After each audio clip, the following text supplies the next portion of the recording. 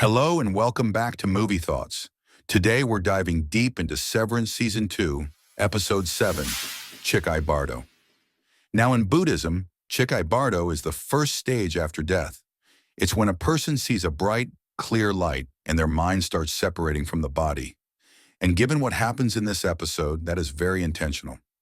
So, who caught the mysterious doctor at the fertility clinic? Could this be the same guy from Season 1, sneaking out of the birthing cottages? And let's be honest, who among us hasn't given a terrible gift to their girlfriend? It's an ant farm. It's an ant farm, Mark. An ant farm. Really?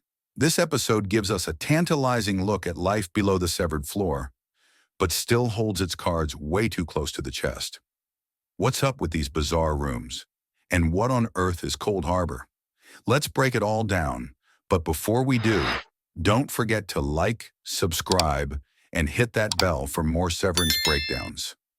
So, this episode is essentially Mark and Gemma's love story, and nothing screams romance like meeting your soulmate at a blood drive. The flashbacks are giving a feel of a nostalgic, dreamlike quality. We also see that Mark and Gemma both taught at Gans College. Now, fun fact, Gans is German for whole or all, which feels super intentional considering Mark met Regabi there, who, of course, is trying to make his mind whole again. We also see some familiar shots from Season 1, but notice how empty the college looks compared to the flashbacks, almost like something happened to it. And fun fact, the very first thing Mark ever says to Gemma is, I'm sorry, who are you? which mirrors the very first line of Season 1. Who are you? Gemma teaches Russian literature, and she's reading The Death of Ivan Ilyich, a Tolstoy novel about alienation, mortality, and the meaning of life. Mark, meanwhile, keeps Russian clippings on his fridge, including one of Tolstoy's Resurrection. Both books are eerily relevant to Severance. But here's where it gets really concerning. Medical facilities are way too intertwined with Lumon. We see the Lumon logo at the blood drive. We see it on Mark and Gemma's fertility paperwork. And if you look closely during their flashback, Dr. Maurer is right there in the background. Now, why would a dentist be working at a fertility clinic? Well, probably because he's not really a dentist. And here's something even creepier. Maurer is German for wall, which fits since he's literally a barrier keeping Gemma from escaping. For the first time, we finally get a look at what's below the severed floor. And what we see is deeply unsettling. Gemma, who we know as Miss Casey, is alive and being held in a facility connected to the export hallway. We see two Lumon employees, a nurse and Dr. Maurer. But here's the weird part. Maurer might be multiple people. I mean, is it just me, or is he the same guy in multiple rooms? The Christmas room, the airplane room, the dentist's office. The only difference? Fake mustaches and beards. And speaking of the rooms, what are they? We know there are over 25 of them. Their names match files found on the macro data refinement computers, which means Mark and the others are unknowingly working on these projects. In one shot, we even see the computer wires leading up to the mysterious watchers, each of whom vaguely resemble the MDR workers. And get this, Cold Harbor is 96% complete. We have no idea what it is, but based on Gemma's reaction, it cannot be good. Here's where things get really disturbing. Each room we see is designed to cause some sort of discomfort. Turbulence, dental cleanings, even writing Christmas cards until her hand hurts. And when Gemma enters these rooms, her mind resets. She forgets who she is and believes she's only ever existed in that space. But here's the kicker. Each room might be its own severed personality. For example, does Christmas room Gemma know about dentist room Gemma? What about airplane room Gemma? We don't know. But this could mean that Gemma has been severed dozens of times, her consciousness split into fragments, and that ties into Lumon's end goal. If they can make people forget pain in a controlled environment, could they do the same in the real world? Imagine turning off your brain during a root canal or even an entire pregnancy like Gabby Arteta. Which brings us to the biggest question. How is Gemma alive? How did she come back from the dead? One theory suggests that she never actually died. Maybe Lumon found her after the crash.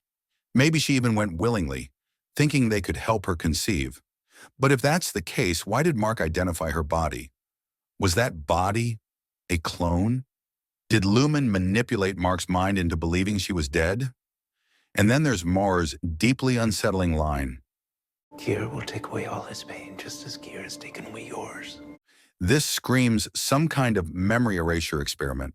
Back in the real world, an unconscious Mark mumbling the phrase Chikhai Bardo, the episode's title.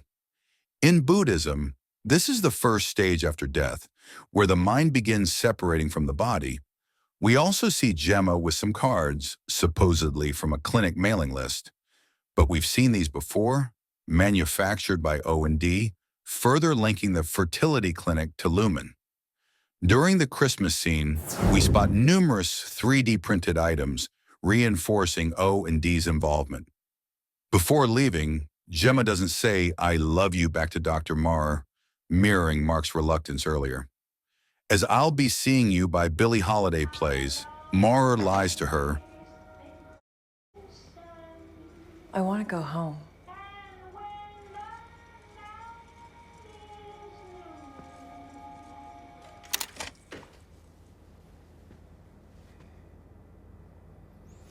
Your husband remarried last year, and he has a daughter now. I don't believe you. It seems like Moore likes Gemma a bit too much. Determined to escape, Gemma knocks Moore out, steals his key card, and rushes to the export elevator. But upon reaching the severed floor, she immediately reverts to Miss Casey, with no memory of her attempt. Milchek, looking out of breath and sporting a black leather jacket, arrives quickly, likely after hearing of the breach. He fabricates a story about Miss Casey's Audi coming down the wrong elevator during some art exhibition, something we know isn't true. Final theories and what's next? We only have 3 episodes left, and Severance is not slowing down. We still need answers about the fertility clinic's connection to Lumon, what Cold Harbor really is, whether Lumon is trying to resurrect Kier Egan. And let's talk about those trailer shots. Miss Cobell in a mysterious cave, and someone, Helena or Miss Casey, walking down a snowy hallway. Where is this? Is it Lumon or somewhere else entirely? But now I turn it over to you. What do you think will happen next? Drop your theories in the comments below. And as always, if you enjoyed this breakdown, like, subscribe, and hit that bell so you don't miss what's next. Thanks for watching Movie Thoughts. I'll see you next time.